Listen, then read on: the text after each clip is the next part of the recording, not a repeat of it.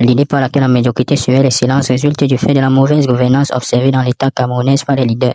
Ceci se caractérise par 5 causes majeures telles que le népotisme, le désir de consolider son trône, le manque de méritocratie, la corruption et le manque de réforme des médiocres vis-à-vis des excellents et des élus du pays.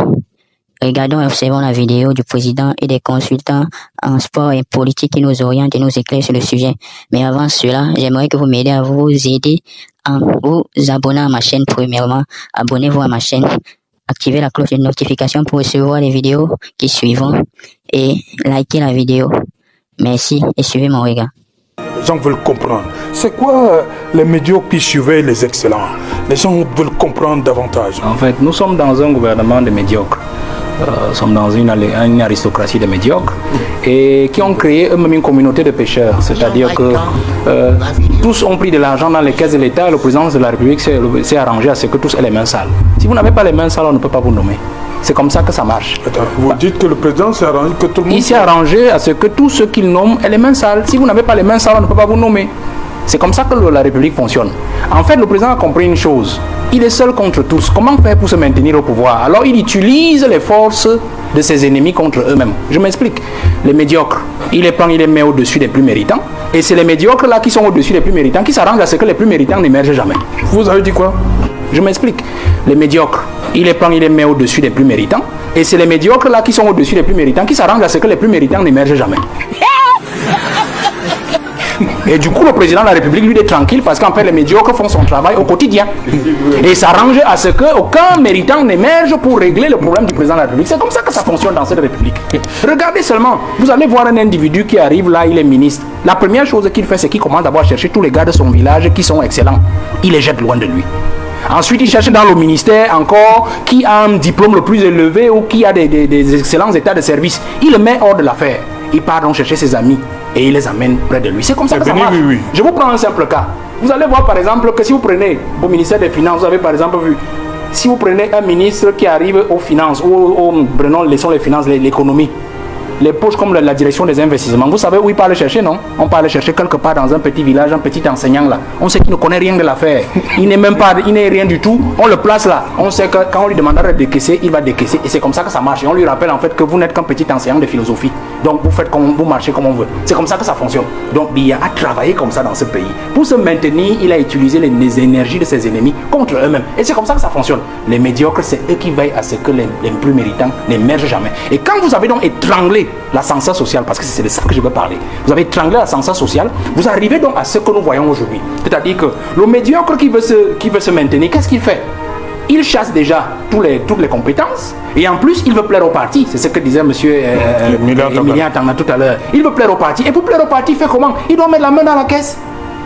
L'argent, il doit sortir des grosses voitures pour aller au village et narguer les plus méritants pour dire. D'ailleurs, on vous dit souvent que tout l'école que vous avez fait là, monsieur, tout ça vous a servi à quoi? Hein? Puisque vous êtes au même endroit et moi je suis ministre. C'est comme ça que ça marche. Et à la fin, on ne travaille pas. Le peuple trinque. Ça fait qu'aujourd'hui, l'ascenseur social a donc été grippé, a donc été anesthésié. Les fils de cacaoculteurs, les paysans ont entre-temps eu des médecins, ainsi de suite. Ils sont allés plus loin.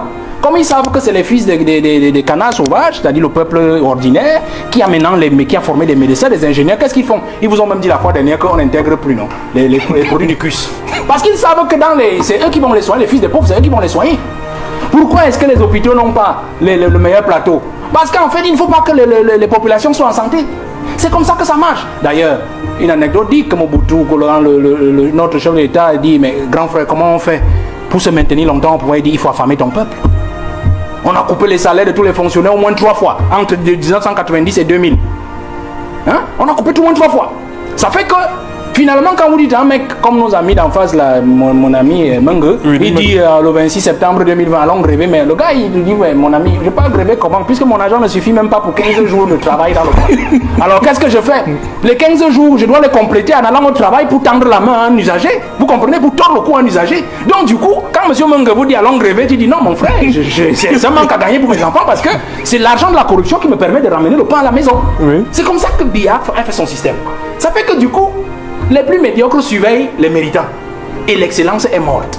Du coup, le peuple trinque. Il n'y a pas d'école, il n'y a pas de route, il n'y a pas de ceci. Regardez, vous avez vu par exemple le ministre Garga, en son temps ministre de la fonction publique, il dit, à 89, il dit on met les mains dans la caisse, le président dit où sont les preuves. Et Voilà. pourtant, le président savait bien qui vole. En fait, il était en train d'accumuler les dossiers des uns des autres pour pouvoir Merci. faire sortir. Je l'expliquer au Cameroun que dans une société de loge, dans une société de secte, dans une société du magico-anal, on s'en fout des vraies valeurs. On crée ces valeurs dans les loges. On peut décider qu'une non-valeur devient une valeur, eh bien elle devient une valeur. On la célèbre, on l'impose à tout le monde. C'est ça la réalité sociétale au Cameroun. Et je crois que cela nous coûte cher et nous coûtera encore cher. Parce que non seulement la médiocrité ne peut pas gérer la cité, nulle part dans le monde, c'est Platon qui l'a dit. Et Platon, c'est beaucoup d'années avant Jésus. On ne peut pas avoir des modèles.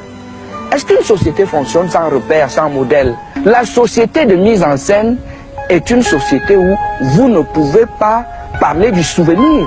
Parce que le souvenir est une réalité dans l'histoire, dans la marche d'une nation. Est-ce qu'au Cameroun, on s'est déjà même entendu sur ce que c'est que la valeur? Parce que quand vous voyez les gens qu'on célèbre ici, le seul pays où les fémans, les bandits, les incompétents parlent, crient, s'imposent, c'est eux qu'on écoute. Ailleurs, ils se cachent. Mais chez nous, les gens qui parlent beaucoup, les gens qu'on écoute, les gens qui sont aux avant-postes, parfois ce n'est pas les meilleurs. C'est ça les réalités de notre société. Le Cameroun doit se réconcilier avec lui-même, en valorisant les valeurs, en créant un panthéon, en ramenant au bout du jour le passage, le grand passage des grands fils du Cameroun.